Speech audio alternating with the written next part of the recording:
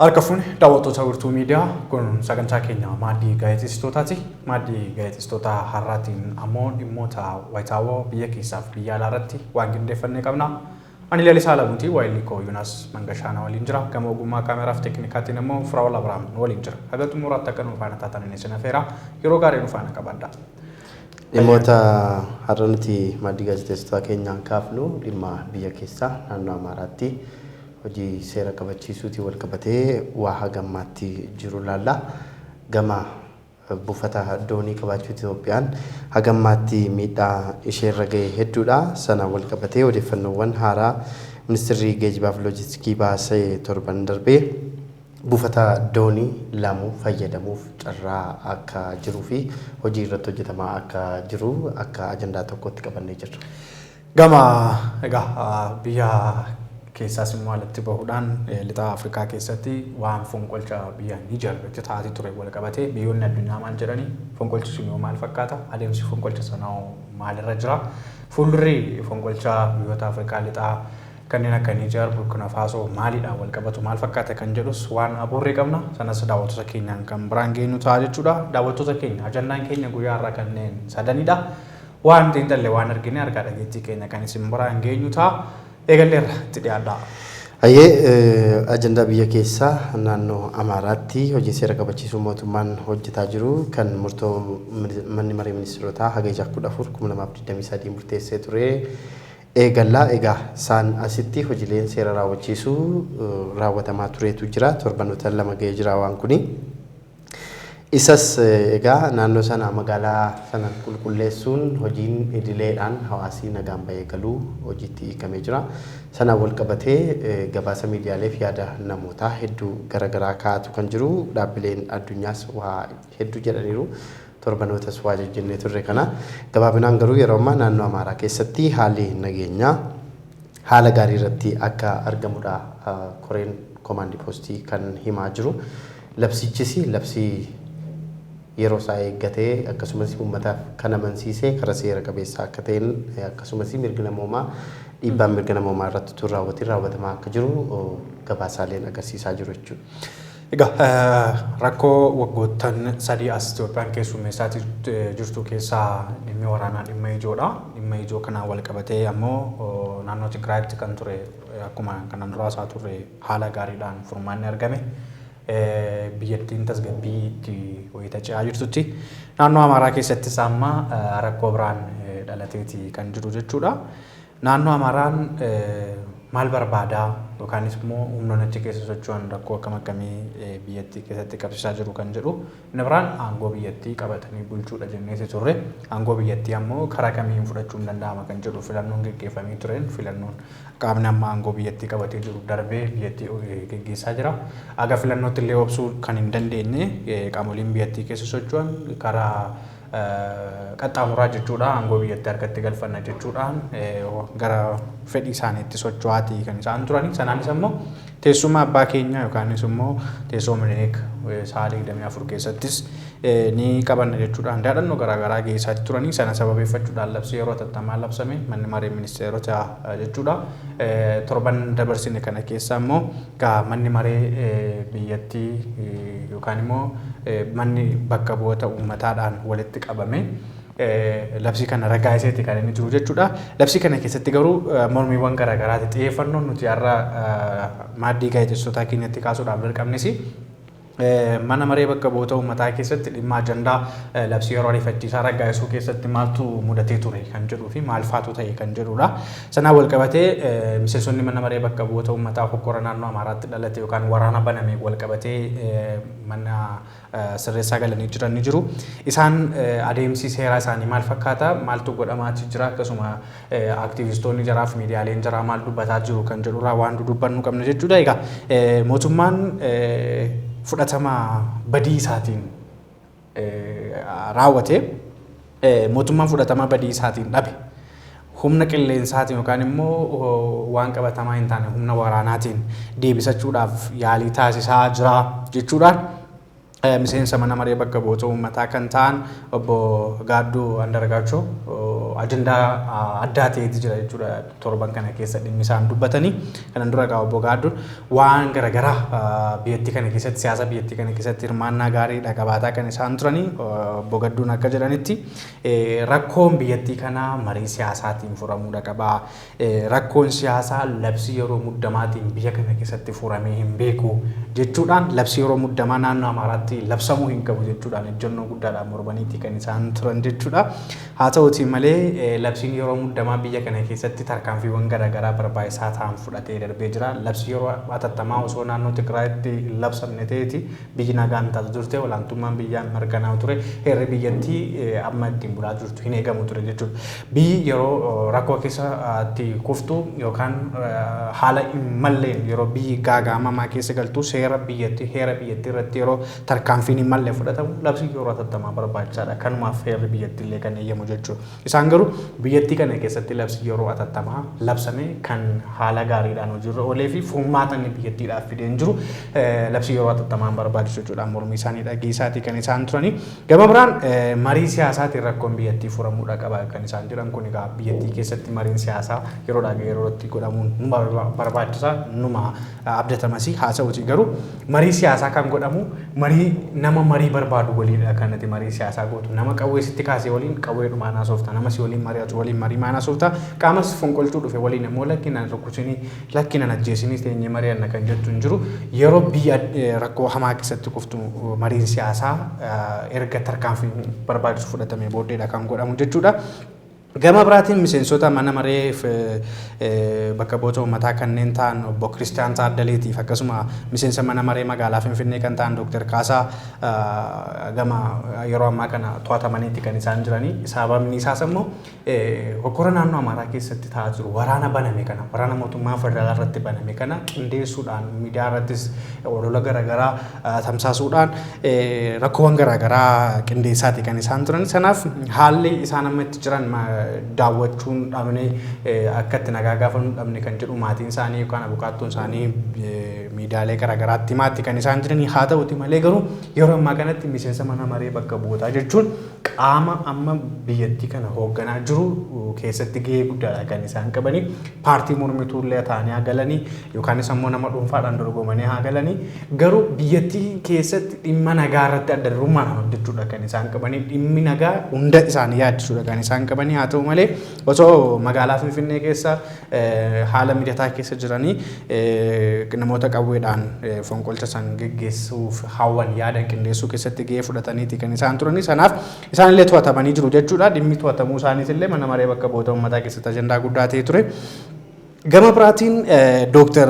Abdusamad Hussein dhimma kanarratti waan jabaadha kan isaan kaasanii turan. Deebii laatanii walumaa gala egaa manni maree bakka bu'oota uummataatiin dhimmichi raggaasifama jedhamee eegamaa ture. Raawwii isaa irratti illee baatii 6 turaa fi isaasitti dhaabbataa kan jedhu irratti murtiin mana maree bakka bu'oota uummataa eegamaatu kan inni ture jechuudha. Labsiin mana maree ministeerotaa irra gahee koomaand poostiin sun hundaa'uudhaan hojiitti galame. Ammas irratti kan arginu maali?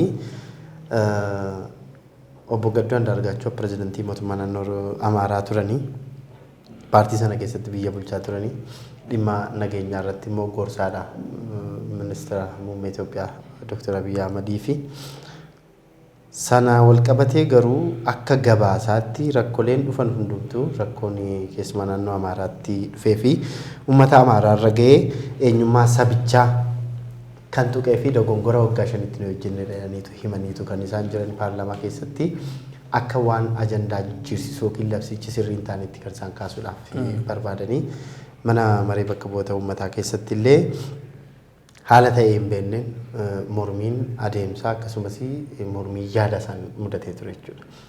Nama qaama sana keessan ture biyya kana keessatti labsii yeroo muddamaa naannoo Tigraayittis naannoo Oromiyaattis yeroo garaagaraatti murtaa'aa turee jira. Nama sana murteessuu keessatti kanaan dura hojjenne yookaan qooda hin qabne of fakkeessaniitu naannoo Amaaraatti immoo seera kabachiisuu fi labsiin kun gaafa labsamee jedhu akka waan addaatti yookaan akka waan kanaan dura waan akkasii paarlaamaan murteessee hin beekneetti kan isaan kaasan jechuudha. Sanaanis egaa yaadotti wal falmisiisaa ta'an qeeqa garaagaraa qaban namoonni hooggansa keessa jiran naannoo Amaaraadhaa dhufan waan kana duubarraan qindeessaa yeroo ija jedhuun akka ilaalaman ta'ee jira. Paarlaamaa keessa taa'anii akkuma yeroo darbee kaasnee namoota achii lolan namoota lola qindeessan gama sooshaal miidiyaatiin piroofaayilii irra godhachuudhaan deeggaruudhaan waan akkasii warra raawwataa turanii to'annoo jala oolan kunillee paarlaamaa keessa kan isaan turanii. Isaan irratti waan mootummaan immoo seera qabachiisuuf raawwatu kun waan seeraan alaa wayii waan duula uummata Amaaraa irratti banamee godhanii kaasaa jiru jechuudha. Kanaaf uummanni amma maal taajjabaa jiraadha kan hundumtuu odeeffannoo kan namni dhageera. Garuu uummataatti osoo hin ceenu yoon dhimma lola Amaaraadhaan wal qabatee biyyattii kana keessatti maaltu deemaa jira seeti waan arginu waan xiinxallu argaa dhageetti waa hunda argaa jirruuni biyyattii kana keessatti dhaabbilee gurguddoo aangoo qaban kan to'atanii jiran isaan teelee yoo fudhatte akkasii daandii xiyyaara Itoophiyaa fudhatte akkasii tika nageenyaa kan wal qabatu akkasii dhimmoota baankii garaagaraa wal qabatan kan jiran isaanii dhaabbilee miti mootummaa kan ta'an hedduu keessatti kan wal qabatee jiru caasaa diriirfataniiti kan isaan jiran jechuudha. Isaan kun miidiyaa dabalatee jechuudha. Miidiyaaleen isaan qabatanii jiran hundumtuu fonqolcha waan fakkaatu kanarratti yookaanis immoo humna finxaaleeyyii kana deeggaruu keessatti gahee mataa isaanii baataati kan isaan turan waan fakkaatu jechuudha. Namni gorsaa nageenyaa mootummaa biyya tokko ta'e tokko dhimma nagaa tasgabbii biyyaa irratti labsii yeroo hatattamaa kun hin barbaachisu jechuun maal of dudduubaa qaba kan jedhu caasaan diriirii jiraachuu isaati kan shakkisiisu jechuudha. Sana qofa miti ejjennoon isaanii karaa siyaasaan furuu qabna malee kana humnaan furuu hin dandeenyu. Akkuma naannoo Tigraayitti ta'ee jedhan fakkeenya fudhatanii garaagara wannichi gaaffichis garaagaraa adeemsisaas garaagaraa kan hundumaa utuu beekanii garuu humnaan furuurraa mariif teenye innumaayyuu paartiin badhaadhinaa naannoo Amaaraa hoogganuu fi uummanni Amaaraa akka walitti hin deebinetti gargar cabeeraadha kan isaan jedhanii jiranii. Kana jechuun fedhiin isaanii namni biyya hoogganaa jiruus mootummaa ta'ee keessatti aangoo iddoo guddaadhaa fudhatee biyya hoogganaa jiru kun fonqolcha mootummaatiif yaalii taasifamedha miti. Waan kun walumaa gala fonqolcha mootummaatiif yaalii taasifame kana keessaa harka qabaa deeggaraa ture nama jechisiisa jechuudha. Walumaa gala gabaasawwan ba'an yaada isaaniirraa wanni hubatamu jarri kun walii wajjin jiru. Inni biraan marii siyaasaadhaan waan kana furre jechuun mataan isaa marii siyaasaa waggaa jettu siyaasni maali? Eenyu wajjin siyaasa kana mari'atta? Amma paartii gidduutti wal dhabdeetu uumame moo uummataaf paartii gidduutti wal dhabdee uumametu jira moo yookaan ammoo uummata Oromootii fi amma qaama aangoorra jiran kanaa fi ka jarri fedhanii dubbataati jiran kana wantoota waliin fakkaanne walitti hidhuudhaanii waan wal maddii hin deemne wal maddii deemsuu yaaluudhaan wantoota garaagaraa ture sanas haa ta'u sana garuu mana paarlamaa biyyattii keessatti jechuudha wanti ta'e ture sagalee mormii labsii yeroo akeekkachiisaa sagalee 16 ture jechuudha. Isaan keessaa sagalee kan hin laatiin turanii sagalee 12tu ture jechuudha.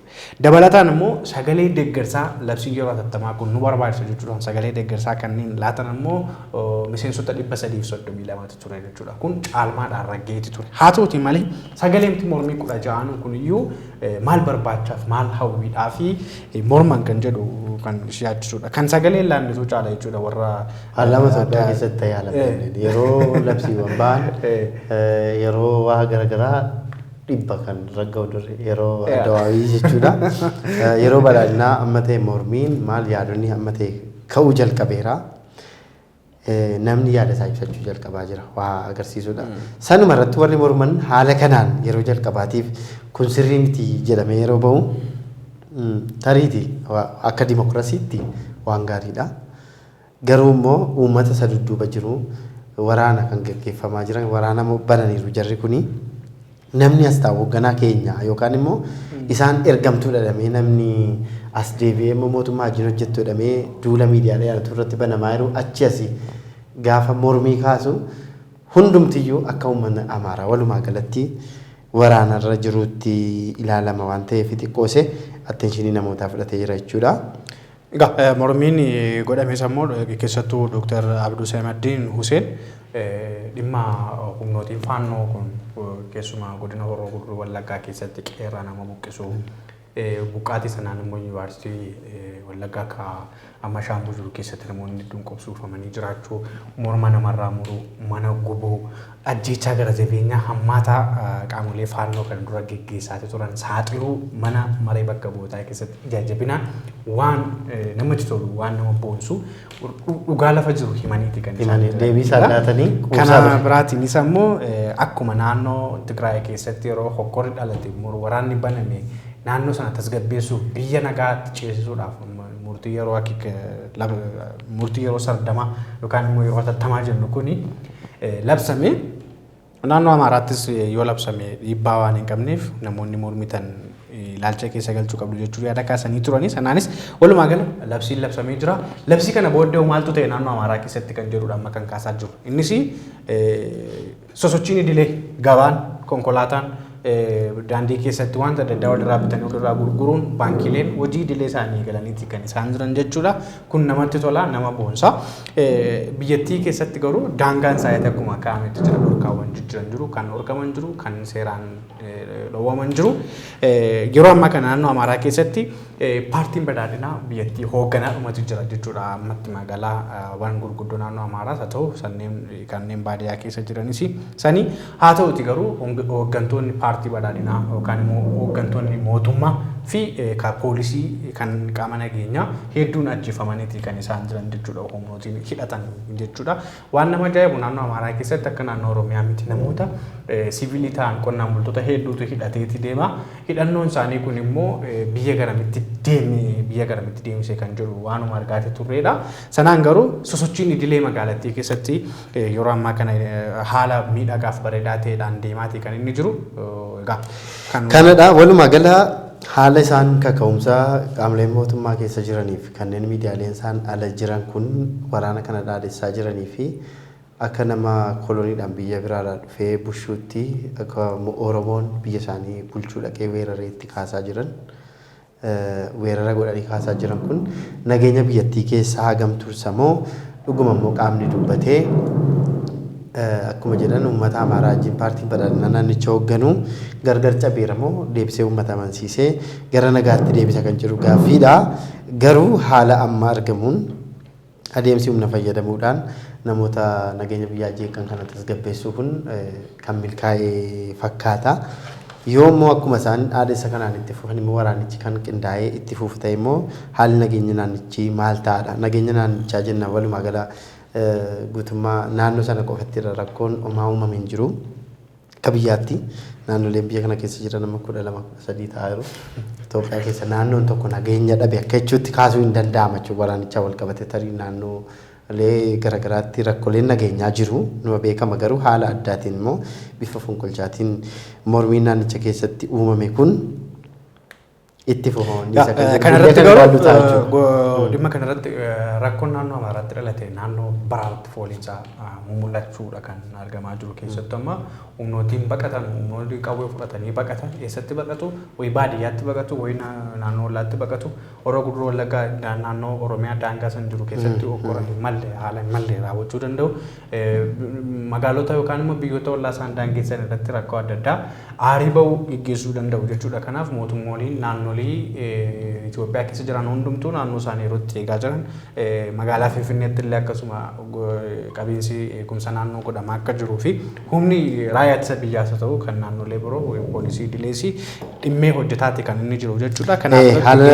salphaan inni ilaalamu garuu immoo wanni isaan kaasanii akka addunyaatti kaasuuf yaalan Itoophiyaan akka jeeqamtetti mariin akka barbaachisutti kaasaa jiran kun kan hin milkoofne ta'udha jechuudha. Sanaan egaa waraanichis immoo waraana addunyaa keenyaa keessa waraana xixiqqaas jedhamee itti qoofameera waa hedduu jedhamee kan inni ture egaa sa'a 24tti teessoo abbaa keenyaa ni dhaalla yookaan immoo ni to'anna jechuudhaan kan dalataa turan keessumatti mana maree bakka bu'oota uummataa keessatti galmi mootummaa Minilik durii akka durii miti keessa seentanii suuraa kaatanii darbuu dandeessu haala miidhagaadhaan miidhagee bareedeetii jira namoonni daawwachuu barbaadan daawwattanii darbuu dandeessu kan jedhus immoo akka qoosaatti kaa'amaati kan inni ture jechuudha walumaa gala miidiyaa hawaasaarras akka qoosaattis akka ajandaattis akka xiinxalaattis dhimmoonni waraana kanaan wal qabatanii deemaa turan hedduu kan nama bohaarsanidha sababni isaa xiyyeeffannoon Arakiiloo kun eessaa garame kan jedhuu fi Arakiiloo akkamittiin seenama kan jedhu ture. Egaa walumaa gala nageenyi biyyattiidhaaf barbaachisaadha. Nagaa fiduudhaaf ammoo namni hundumtuu qaamni hundumtuu haala barbaachisuun dhimma nagaa irratti hojjechuudha kan inni qabu. Kana yoo jenne mee gara ajandaa Hagammatti kanuma jira. Ajandaa naannoo waraanaa wajjin wal qabatu waama paarlaamaa keessa turedha kan nuyi kaafne. Ajandaa lammaffaan Itoophiyaa fi buufata doonii wajjin waan wal qabatudha.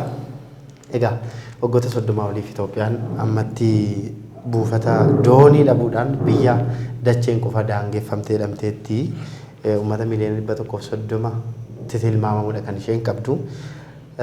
Yeroo darbe yaa'ii idil addunyaa irratti ministeerri muummee Dr. Abiy Ahmed argamuudhaan haala kanaan itti fufuu hin dandeenyu baasiin nuti buufataalee doonii biyyoota ollaatiif baasaa jirru guddaa waan ta'eef buufata doonii mataa keenyaa argachuu yookiin biyyoota wajjin haasofnee waan kana furuutu nurra jira waan jedhu kaasanii jiru sana fudhachuudhaan miidiyaaleen addunyaa gabaasaa turanii keessumaa Aljaziiraanii Inside Story irratti ogeessota fuudhuudhaan maal jechuu barbaadaniitu kara humnaas haasaa isaan kootti godhanii akka baasuuf haasaa isaanii fudhatanii ajandaa godhanii kara humnaas ta'e yookaan fala mariitiin argachuu malla kan jedhudha tariitii waan kun dalga ilaalamees ta'uu mala garuu Itoophiyaan fedhiin ishee buufata dooniif qabdu olaanaa ta'uu ajandaa ka'edha. Sana furuuf waan hojjetamaa jiru irratti odeeffannoon torban darbe bahee jira. Itoophiyaan buufata doonii kan bara 2012 hojjetamaa ka'eetu yeroo ministeerri muummee Mallas Zeenaawii turanii fi Mwai Kibaki pirezidantiin Keeniyaa yeroo turanitti waliigalteen buufata doonii lamuu waliin fayyadamuu murtaa'ee ture. Buufati doonii kun yeroo ammaa misoomee jira. Keessumaa bara 2021 hojiidha kan inni eegalee buufati doonii lamuu kuni biliyoona 3 yookaan immoo shilingii Keeniyaa biliyoona 40 ol itti baasuudhaan misoomeera jedhamee jira. Baha Afrikaatti egaa Keeniyaa irraa ka'ee Sudaan kibbaa qaxxaamuraan Itoophiyaadha kan inni ga'u buufati doonii kuni. Egaa kana waliin fayyadamuudhaaf Itoophiyaan fedhii qabdi jechuudhaan ministeerri geejjibaa fi loojistiikii Dr. Alamuu Simee Keeniyaa dhaquudhaan marii taasisanii jiru torbee darbee isa akkamittiin waliin wajjin fayyadamu dhimma jedhu irratti jechuudha ajandaan keenya. Egaa waa'ee buufata doonii fi Itoophiyaa yoo kan ilaallu ta'e biyyi buufata doonii hin qabne lafeen duudaa diinagdee isheetii laafaadha hirkataadha waan argattu hunda gatii geejjibaa kaffaluudhiidha kan isheen gara sanatti baasii ofii argattu yookaan galii argattu dabaltee laattu jechuudha waan isheen alaa galfattuuf waan isheen alatti ergitu kan gama dooniitiin jiru garaagartee waan qabuu fi dhiibbaan diinagdee yookaan immoo utubaan diinagdee biyyattii raafamaadha jechuudha sababa kanaatiif muummeen ministeera Itoophiyaa Dr. Abiy Ahmedis dhimma kanarratti haala amma Itoophiyaan itti jirtu gama buufata doonii dhabuutiin yaaddessaadha kan jedhutu ture keessumaa galaana diimaadhaan wal qabatee Eertiraa fi Itoophiyaan jechuudha gargar cabuun rakkoo hamaadhaaf Itoophiyaa saaxiluunsaa waanuma beekamudha jechuudha osoo Itoophiyaadhaaf fi Keeniyaan akka duriitti nagaadhaan waliin jiru ta'e buufata san ni fayyadamu ta'e haalli amma deemamaa jiru kuni haala salphaa ta'eetiin kan furamu ta'a ture seenaa duuba deebinee kan ilaallu yoo ta'e bara 1952 federeeshiniin Itoophiyaa fi Eertiraa walitti makamee ture ragaan dhaabbata mootummoota gamtoomanii akka agarsiisutti waan kana BBC'n ogeessa dubbisuun kanaan dura barreesseetu kan inni ture waliigaltee yeroo sana federeeshiniin Eertiraa fi Itoophiyaa walitti dabalaman 1952 akka faranjootaatti suni jechuudha Itoophiyaan mirga galaana bira ga'u qabdi turte jechuudha buufata doonii asabiini mirga galaana bira ga'u qofa mootuu hin ta'in galaana fayyadamuu dandeessi turedha egaa sana dogongora jedhu ogeessonni dogongora adda waayitiin mirga kana dhabdeetu kan isheen jirtu erga Eertiraan Itoophiyaa irraa adda baateeti buufati doonii asab Itoophiyaa fi Eertiraa gidduutti mormii guddaa kaaseera akkasumas uummata Itoophiyaatti uummata Eertiraattis kasaaraa uumeera kana mari'achuudhaan yeroo keessumaa ministeerri muummee Abiy Ahmed dhufan dhimma kana mari'atanii furuu kan jedhu ajandaalee garaagaraatu ture jechuudha. Garuu waan sun utuu hin bahin marii garaagaraa keessootiin ifa biyyoonni kun lameen Itoophiyaa fi Eertiraan utuu marii kana ifa hin taasisiin turaniitu jiru. Sana bira darbee immoo dhiibbaan Misiriin gootudha. Amma fakkeenyaaf buufata doonii Asabisa ta'uu buufataalee doonii hedduu biyyoota Arabaati kan hoogganu. Biyyoonni Arabaa kun immoo Masiriidhaan dhiibbaa guddaadha kan irra gahu yeroo garaagaraatti. Dhiibbaa Misiriin hariiroo dippiloomaasii Abbaayyaa hojii wal qabatee Itoophiyaa wajjin jiruun Itoophiyaa irratti gootu kun immoo buufataalee kunneen karaa nagaatiin yookaan biyyoota wajjin walii galtee Itoophiyaan akka fayyadamtu taasisuu irratti dhiibbaa uumuu keessatti gahee guddaa qaba kan jedhudha hayyoonni kan isaan kaasan jechuudha.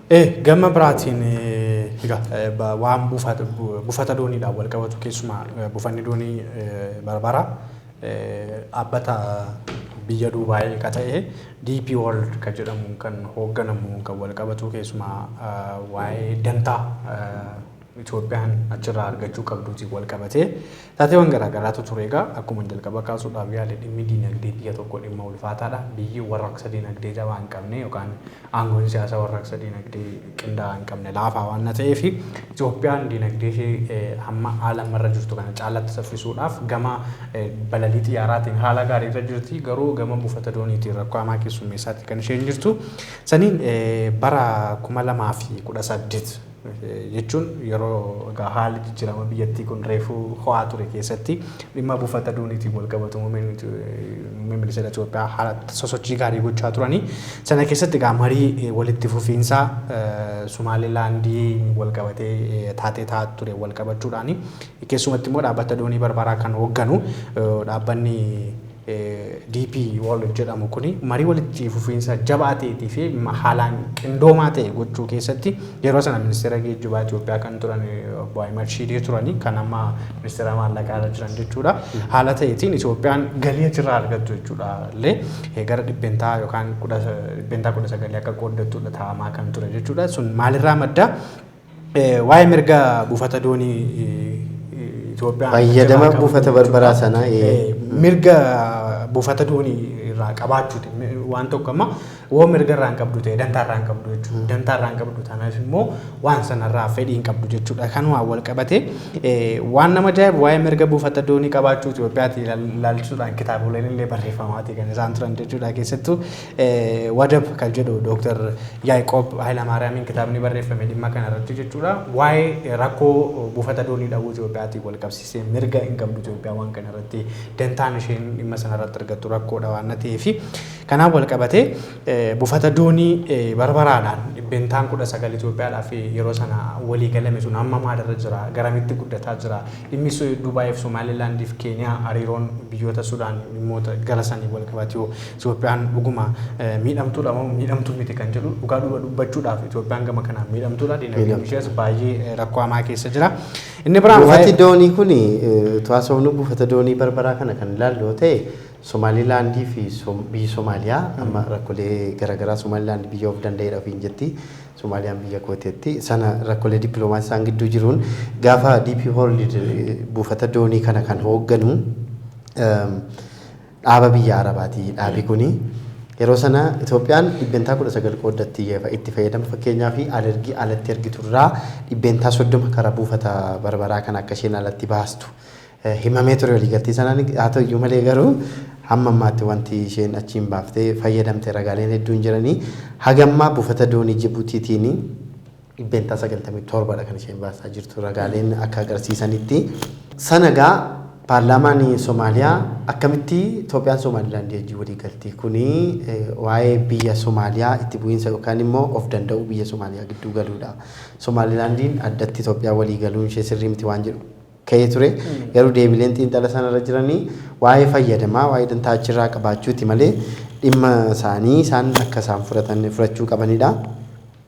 Garuu Barbaraatti kan fayyadamtoo ta'e akkuma amma jennu laamuutti kan fayyadamtoo ta'e gara Asabiinis waliigalteen ta'e kan fayyadamtu buufata doonii hamma guutummaatti fayyadamaa jirtu Jibuutii kanattis fayyadamuu yoo dandeessite Itoophiyaan biyyuma dachiidhaan daangeffamte taatuyyuu dinagdee ishee kana tasgabbeessuu dandeessi galii guddaa gama kanaan baasaa jirtu baasii guddaa baasaa jirtu kana fooyyessuu dandeessi kan jedhu irratti mootummaan hojjetaa waan jiru fakkaata buufati doonii laamuu kuni maalirra jira isa jedhu deebinu.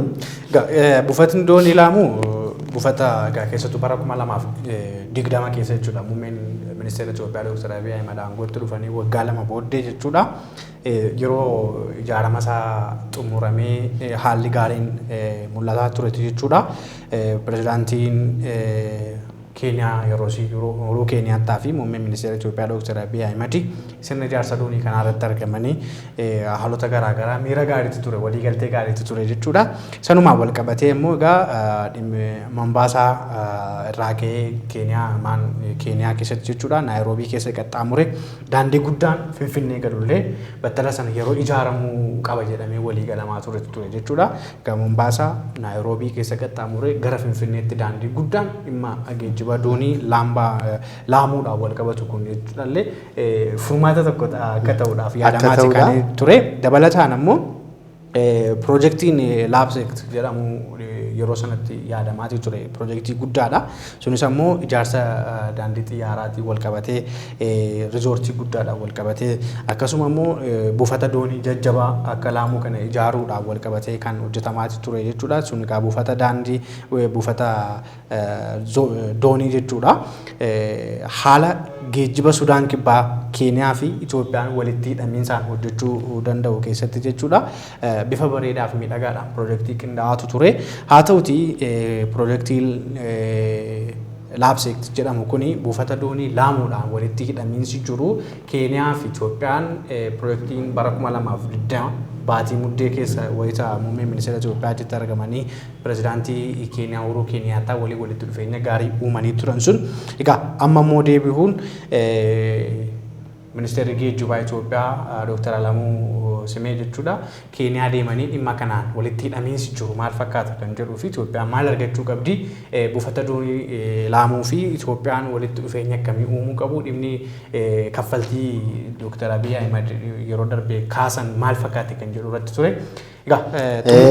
Walumaa gala Dr. Alamuun guyyoota 5 fi Keeniyaa deemuudhaan marii taasisanii buufataalee doonii Keeniyaas daawwataniitu kan isaan jiranii. Kooridarii Laabseet kuni projektoota daandii waliinii Itoophiyaa fi Keeniyaan qabu kan wal quunnamsiisu daandii saffisaa akkasumas daandilee baaburaa kan meeshaaleen ittiin geejjibsiifaman kan qabatudha. Dhimma kanarrattis Itoophiyaa fi Keeniyaan koree waliin uumuudhaan dhimmoota daandii saffisaa kana akkasumas ibsaa bulchiinsa kooridarii kanaa irratti akkasumas misoomsuu irraa wal qabatee waan hojjechuu qaban irratti madatanii waa hedduu walii galaniiru. Utuu haasofnu projektiin kun erga jalqabamee ture 2012 jechuun har'a waggaa 10 oliidha. Yeroo sanatti Mwai Kibaakiitii kan turani Mallas Zeenaawii wajjin kan isaan walii galanii turanii. Garuu Itoophiyaan gara oliittanii fayyadama kan jedhuun Asabiif akkasumas Jibuutii fayyadamuudhaan Barbaraa abdachuudhaan hedduu hin hirmaanne kuni hedduu fedha dhabuu Itoophiyaatiin utuu misoomni tureera waan jedhu miidiyaaleen kan barreessaa turanii amma nuti hin barbaanna hin fayyadamna waan jedhuuna. Kana biraa wal qabatee daandiin Isiyooloo amma Mooyaaleetti jiru Keeniyaa keessaa kan kiiloomeetira 500 hojjetameera. Mooyaaleedha hawaasaa kiiloomeetira 500 akkasumas Itoophiyaan hojjetaa jirtudha. Hawaasaaf Finfinnee gidduun haayiweeyin hojjetamaa jira. Kanaan hojiilee agiroo industirii, hojiilee arbuudaa akkasumas piroojektota waliin hojjetaman gama sanaan Itoophiyaan meeshaalee alatti ergitu akkasumas alarraa galtu kibba Itoophiyaa kanatti loojistikii yookaan geejiba haala kan mijeessu daandiin laamu kun kan biyya Itoophiyaa Sudaan Kibbaa akkasumas Keeniyaa wal quunnamsiisu projektii guddaadha. Projektii kanatti Itoophiyaan fayyadamtuu taanaan waan waggootaaf rakkisaa ture keessaa geejiba daandii buufata doonii dhabuudhaan Itoophiyaan rakkataa itti turte kana ni fudhatameetu eegamaa jechuudha. Egaa kana yoo jennee gara ajandaa keenya sadaffaatti sachi ceenee egaa waa'ee rakkoo fonqolcha mootummaa lixa Afrikaa yookaan biyya Niijar keessatti deddeebi'ee mul'atee fi Burkina Faso maali kan jedhu kun egaa deddeebi'ee waan mul'atuuf maaloodha fallisaa kan jedhudha waan argaa dhageettii qabnuuf dudduubee isaa maaltu jira fuuldurri isaa maal jedha biyyoonni immoo maal jedhan kan jedhurraa kan dubbannu ta'a keessattuu fincilcha mootummaa Niijeriidha. Biyyi kun biyya Afrikaatti argamtudha. Lixa Afrikaa kana keessa yookaan biyyoonni Afrikaa lixaa keessa nan dhiifama. rakkinni guddaan jiru fonqolcha mootummaatii waa wajjin wal qabatudha. Biyyoonni alaa kun biyyoonni akka Ameerikaa fi Awurooppaa kun immoo baay'ee lixa Afriikaatti fonqolchi mootummaa gaggeeffamu kun baay'ee harka keessa galchatanii sirreessuu barbaadu. Dimokiraasii guddisuun akkasumas dinagdeedhaan waa wal qabatee jechuudha. Isaan egaa fonqolchi mootummaa Niijer keessatti uumame kun pirezidantii Niijer kan turan Mahammad Baazum nama jedhan aangoo isaaniirraa fuudhuudhaan Jeneraal Abdulhimaanee Jaan nama jedhamaniin bakka buufamanii jiru. Jeneraalli kun waraana kan isaan bulchanii biyya lixa Afrikaa keessaa rakkoon itti uumame ajandaa addunyaa torban kana taateedha Niijer jechuudha. Egaa namoonni achi keessa jiran gareen Islaamaa xiyyeeffannaa argatan jiru. Sana wajjin wal qabatee waldaa siivilii M62 jedhamu jira achi keessatti. Fonqolcha mootummaa kana keessatti deeggarsa taasisuudhaan Niijeriin waliigalatti biyya addunyaan irra haasofte taasisaniiru torban kana jechuudha. Keessattuu Jeneraal Abdurrahman Chaayinee kan jedhaman kun maanguddoo ganna 62ti. Maanguddoo ganna 62 ta'anii garuu bara 2011 irraa eegalanii egaa ajajaa eegdota pirezidaantii ta'uudhaan hojii gurguddaa hojjetaatti kan isaan turanii keessa beeku jechuudha. Keessa beekettiin nama dabatti dhimma sana dhimma ulfaataa fi haala iddoo gurguddaadha kan isaan turan jechuudha. Keessattuu rakkoon lixa Afrikaa keessumattuu immoo xiyyeeffannoon addaa addunyaan biyyoota kanaaf kennaati jirtu dhimma waraanaa, dhimma fonqolchaa, dhimma ajjechaa, dhimma achi buutee dhabamsiisuu deddeemaa keessattuu Burkina Faso keessatti biyyuma ollaa Niijeritti jechuudha bara 2022 keessatti baatii lama qofa keessatti jechuudha fonqolcha humnootii waraanaadhaan yeroo lamadha kan isheen keessummeessuudhaaf dirqamte. Egaa fonqolcha kana booda Jeneraal Abdurrahman TV biyyattiitti bahuudhaani ibsa kennaniiti kan isaan turan. Fonqolchi kun yoom raawwate baatii adoolessaa keessa guyyaa gaafa 26 bara 2023 kan inni raawwate jechuudha. Fonqolcha kana erga raawwatanii booddee dursaa mootummaa waraanaa Niijer gochuudhaan of muduu isaaniifatti TV biyyaalessa biyyattiitti himaniiti kan isaan jirani. Gama biraan ammoo TV biyyaalessaatiin kan isaan himanii waraanni yeroo ammaa kana bifa immalleen bifa xixiqqoodhaan xiqqeessuudhaan jechuudha. Waraana aangoo siivilii kanaan dura biyyatti kana geggeessaa ture iddootti deebisuudhaaf socho'aa jiranii fudhatama kan hin qabnee fi yoomiyyuu humni waraana biyyattii kan hin jilbeeffanne ta'uudha kan ibsanii. Kana fonqolcha kana keessatti egaa waraanni biyyattii guutummaatti deeggarsa taasisatu kan inni jiru. Namumtumti dursaa fonqolchaa ta'e Jeneraal Abdurrahman Chaayinee namni jedhaman kuni pirezidantii biyyattii duraanii wajjin hariiroo akka qabanidha. Duraanis fonqolchi mootummaa gaggeeffameetu kan inni ture. Isallee keessaa harka qaba jedhamuudhaan biyyuma kana keessatti hidhamaniitu hidhaadhaa bahanii turan. Hidhaadhaa bahanii immoo garuma sanatti deebi'an akkuma tettee keessa beekettii ta'aniitu maqaan isaanii maqaa badii balleessuudha malee jeneraal ani keessaan qabudhanii manni murtiis bilisa baase. Egaa pirezidantii duraanii Mahammaduu Issoofaa nama jedhamu wajjin hariiroo qabu isaantu dhimma kana keessas gorsaa jira waan jedhuunis namni kun qeeqamaniiru. Walumaa gala garuu waraana biyyattii waraana Niijeriin of duukaa buusanii fonqolcha kana milkoomsaati kan isaan jiran jechuudha. Gama biraatiin ammoo keessattuu pirezidaantiin Niijer Mahammad Baazum jechuudha. Yeroo ammaa kana mana dhuunfaa isaanii keessatti hidhamaniiti kan isaan jiranii. Hidhaa walabaa jechuudha. Mana isaanii keessaa bahuu hin danda'anii socho'uu hin danda'anii. Kun rakkoo hamaaf isaan saaxileeti kan inni jiru. Keessumaa fonqolcha waraanaa Niijer kanaan wal qabatee pirezidaantiin biyyoolee garaagaraa akkasuma biyyoonni mootummoota adda addaa dhaamsa garaagaraa himaati kan isaan jiranii. Waraanni amma aangoo qabatee yookaan fonqolcha gaggeessee biyyattii hoogganaati jiru maal jedhee mana maree biyyaalessaa biyya abbaa tiksu jechuudha. Maqaa moggaaseeti kan inni jiru jechuudha. Mana maree biyyaalessaa biyya abbaa isaa tiksu jechuudhaan mana maree ijaaruudhaan qindeessee waraana humna waraana addaa yookaan immoo mootummaa waraana addaa hoogganu jechuudhaanis immoo egaa of muuduudhaan Jeneraal Abdurrahman jechuudha. Yeroo ammaa kana aangoo biyyattii qabateeti kan inni jiru. Keessumaa immoo biyyoota ollaa Niijer kanneen ta'an kanneen akka Burkina Faso, Maalii, Chaad gadi jabeessanii waraana kana deeggaraniiti kan isaan jiran jechuudha. Keessumattuu Burkina Faso maal jedhee ibsa kenne dureewwan Burkina Faso fonqolcha mootummaa Niijer keessatti taa'aa jiru kana biyyoonni qoqqobbaa seeraan alaa kanneen akka biyyoota lixaa Ameerikaa fa'aa yookaan biyyoonni akka Awurooppaa garaagaraa yookaan akkasuma biyyoonni Afrikaa keessatti tokko tokko fonqolcha kana mormaa jirta of eeggadhaa jechuudhaan Burkina Fasoon gama isheetiin ibsiteeti kan isheen jirtu akkasuma immoo maaliin fonqolchi Niijer keessatti geggeeffamee deeggaramuudha qaba biyyoonni abbootiin hirree aangoo siviiliitiin akka barbaadanitti duroomaa jiru kanas immoo humni waraana biyyattiidhaaf dhaabbate yeroo adda addaatti taa'ee ilaaluuf kan obsa fixateedha waan ta'eef maaliin gama isheetiin fonqolcha Niijer irratti geggeeffame ni deeggarti jechuudhaan ibsanii jiru inni biraan Chaadiidha Chaadiin miseensa ECOWAS miti haa ta'uti malee garuu gama ECOWAS goruudhaani gama tokkootiin deeggartee jirti gama tokkoon immoo mormiteetti kan isheen jirtu yaada ishee ifaatii miti yoo barbaadde ECOWASiin deeggartee yoo barbaadde immoo waraana kana deeggaraatti kan isheen jirtu gama biraan Naayijeeriyaadha dhimmi Niijer Naayijeeriyaa baay'ee sodaachiseeti kan inni jiru keessumattuu pirezidaantiin haaraa amma Naayijeeriyaa bulchaa jiranii baatiiwwan muraasa erga aangootti dhufanii garuu Naayijeeriyaa fi Niijer fageenya kiiloomeetira 1,500 qofadha kan isaan walirraa qabanii fageenya kiiloomeetira 1,500 jechuun baay'ee kiiloomeetira walitti dhiyaatudha nageenyi biyya ollaa kiyyaana yaaddessaa jechuudhaanidha kan isaan himanii jiran pirezidaantiin Naayijeeriyaa haaraani waan nama ajaa'ibu immoo pirezidaantiin Naayijeeriyaa haaraan kuni pirezidaantii ECOWASidha jechuudha ECOWAS jechuun ammoo dhaabbata dinagdee warra lixaatiif dhaabbateedha hoogganaa dinagdee biyyoota Afrikaa taati jechuudha ECOWAS dura taa'aadha jechuudha dhaabbata kanaafis dhimmi kun gaafa raawwatu dafanii dhaabbata isaanii ECOWASiin biiroo isaaniitti yookaan waajjira isaaniitti waamanii dhimmi kun maali jechuudha mariisaniiti kan isaan jiran jechuudha pirezidaantiin haaraa Naayijeeriyaa tokko dinagdee Naayijeeriyaadhaaf waraanni gaafa walitti hidhatu Naayijeeriyaan miidhamuu dandeessi qoqqobbiin biyyoota garaagaraas immoo biyyoota hollaas qaqqabuu danda'a waan ta'eef hammaataadha dhimma daangaa wal qabatu waan ta'eef ECOWAS gama isaatiin waraanni idilee biyyattii kana keessatti akka mootummaa idileetti of ilaalaa jiru kun aangoo humnaan qabate kana gaddiisee mootummaa siviilii aangoo irra ture sana dafee yeroodhaan aangootti deebisuu qaba.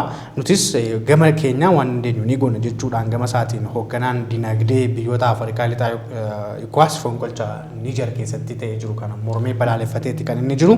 Inni biraan garee miindeffamtoota Waangaar jedhamudha. Gareen miindeffamtoota Waangaar gama isaatiin fonqolchi geggeeffame bifa gaariidhaan deeggaramuu qaba jechuudha. Innis immoo deeggarsaa dhageesseeti kan inni jiru. Fonqolcha kana dudduubaan maaltu jira kan jedhutu jira. Fonqolcha kana keessa biyyoonni lixaa Ameerikaan fa'aa akkasuma biyyoonni Awurooppaa Raashiyaa torga qabaa jedhaniiti kan isaan kaasaatti jiranii. Kanaaf kan dhugaadha yookaan immoo waan kana dhugoomsuudhaaf shakkisiisu deeggaraan dhuunfaa yookaan immoo humnoota waraanaa kana dudduuba jiru tokko alaabaa Raashiyaatii fi kan Niijer wal faana qabatee wayitanni sagalee deeggarsaa dhageessaatii turetu jira. Gama biraan gareen miindeffamtoota Waangaar jedhamu Niijer keessatti hiriira deeggarsaa waamuudhaaf fonqolcha kana deeggaruudhaaf sosochii godhaatti kan inni jiru jechuudha. Raashiyaan gama isheetii waamicha addaa dhiyeesseetti kan isheen jirtu maqaan ishee haa hammatamu malee waraana kanaan yookaan immoo fonqolcha kanaan haa hammatamu malee dhimmi Niijer na yaaddessee jira. Haa ta'uti malee garuu dhimmi kun mariidhaan furamuudha qaba jettee waanuma mariidhaan haa furamu jedhu qofa keesseetti kan isheen jirtu. Faransaay ammoo gama isheetiin koloneeffattuu Niijer turte. Egaa biyyoonni Awurooppaa biyyoota Afrikaa kana hedduu koloneeffataa turuun ni yaadatama. Gama isheetiin Faransaayis ammoo Niijeriin koloneeffatteeti kan isheen turte. Pirezidaantiin Faransaay Amaanuel gama isaaniitii waan kan jedhanii loltoota 1,500 kan Burkina Fasootii fi Maalii keessa turan sababa rakkoo nageenyaatiif gara Niijeriitti erguudhaani rakkoo Niijer tasgabbeessuudhaaf yaalaati kan isaan jedhanii sanaanis ammoo mootummaan dhiyaa Afrikaa dhimma kana irratti tarkaanfii fudhachuudhaan waraanni siviilii bakka itti deebi'uu qaba jechuun himeeti kan inni jiru. Ameerikaanis gama isheetiin ibsa yaaddoo kenniteeti kan isheen jirtu keessattuu pirezidaantiin Ameerikaa Joo Baayiden dhimma kana ilaalchisuudhaan rakkoon Niijer keessatti mudate rakkoo Afrikaa hundaa ta'uu danda'a dhimma fonqolcha lixa Afrikaa nu yaaddessee jira mootummaan idilee bakka itti deebi'uu qaba jechuudhaan ibseeti kan inni jiru. Gamtaan Awurooppaa akkasuma gamtaan Afrikaa dhaabbanni mootummoota gamtoomanii Jarman Turkiin dhimma kana irratti daddaffiidhaan mootummaan siviilii bakka itti deebi'uu qaba kanan ta'u taanaan qoqqobbiin ECOWAS akkasumas immoo kan dhaabbata mootummoota gamtoomanii kan Awurooppaa fi kan gamtaa Afrikaa illee Niijer irratti darbatamuu mala kan jedhu kaasanii jiru. Haa ta'uti malee garuu fonqolcha aangoo biyyattii kan biyya qabatee jiru yeroo ammaa kanatti jechuudha Jeneraal Abdurraahimin mootummaa siviilii cunqursaa sabootaa ta'e kan iddootti deebisuu hin dandeenyu mootummaan waraana amma aangootti dhufe kun lammiilee isaatiif kan yaaduu fi kan lammiilee isaatiif dhukkubsatu waan ta'eef nuti yeroo ammaa kana biyya keenya nagaaf tasgabbiidhaan bulchina jedheeti kan inni jiru deeggarsanni biyyoota xixiqqoo akka Burkina Faasoof Maaliirraa argates badaa amma kanatti miti mootummoonni addunyaa cimsanii mormaniiti kan isaan jiran jechuudha. Walumaa gala fonqolchi Niijer kana fakkaata. Egaa fonqolchi Niijer kun qaxanaa lixa Afrikaa kanaa rakkoo keessa galcheedhamuun biyyoonni ibsa baasan kun keessumaa hoo harbeessitoota garee Islaamaa jira. Gareen wayii Islaamummaadhaan ka'ee jira jechuudhaan amma xiyyeeffannoo addunyaa akka argatu miidiyaaleen godhaa jiru. Sanaan booda garee kana dhabamsiifna jechuudhaan garuma nama fonqolcha raawwate kana Jeneraal Abdurrahmaan Chaanitti galagaluun isaanii hin hafu jechuudha. Maalumaafuu mootummaa gara siviiliitti kan hin deebifne yoo ta'e akkuma jettee Faransaay biyyicha bulchaa turte. Waldaan siviilii M6 jedhamu garee hawaasa qindeessuu irratti kan beekamudha. Inni Faransaay irratti mormii ture qindeessaatu kan ture. Inni amma jeneraala fonqolcha raawwate kana deeggara. Yaa'iinsa uummataa fi loltoonni Faransaay achi yeroo galan qaamoleen garagaraa achi keessatti uumamuun isaanii waan hin hafneef tarii walitti bu'iinsi kun dheerachuu mala jechuudha. Egaa mariin keenya har'aaf qabanne kan maaddii gaazexeessotaa kanneen turanii daawwattoota keenyaa waan daawwattaniif ulfaadha. Egaa alal isaa lamuun ture waayillikoo Yoonaas Mangashaa gama ogummaa kaameraaf teeknikaatiin ammoo Firaa'ol Abrahaam waliin ture. Torbee ajandaa biraatiin haga wal agarruutti gama keenyaan nagaa isinitti dhaammanna. Wiirtuu miidiyaa imalatti aanuuf.